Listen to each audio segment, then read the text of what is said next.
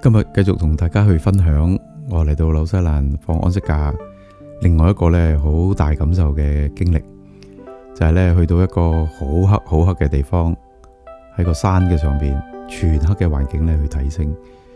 嗰個團都好夜㗎，10點半先集合，10點半先集合，上到去差唔多11點先至開始睇星。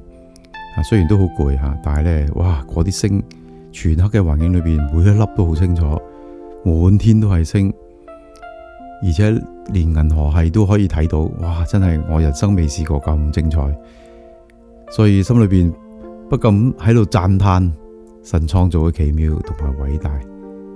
面對住呢個都唔知幾多光年嘅星空，覺得人類實在太微小啦。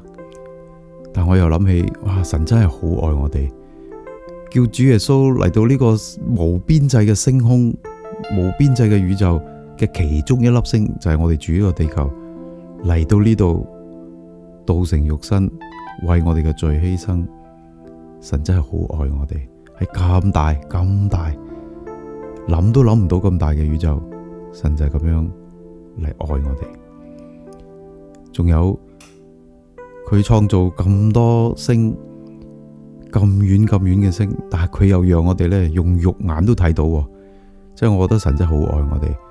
佢創造呢個宇宙咁大、咁多、咁遠，但係我哋竟然用肉眼可以去睇得到，即係睇住嘅時候，心裏邊真係好感動。神真係好偉大，神真係好愛我哋。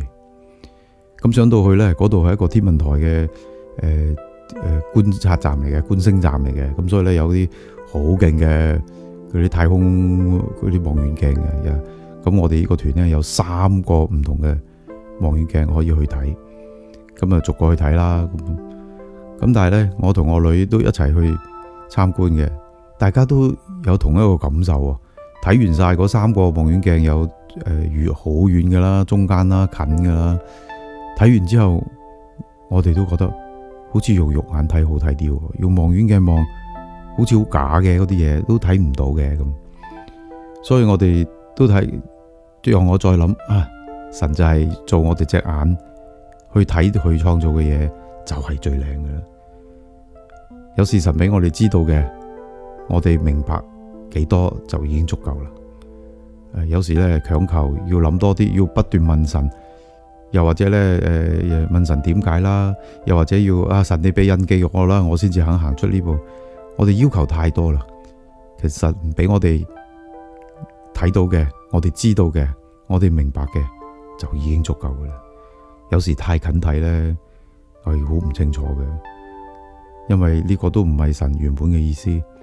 所以讓我哋學習啦，神俾到幾多我哋，俾我哋知道幾多，俾我哋明白幾多，我哋就接受，因為呢個係神原本佢嘅心意嘅。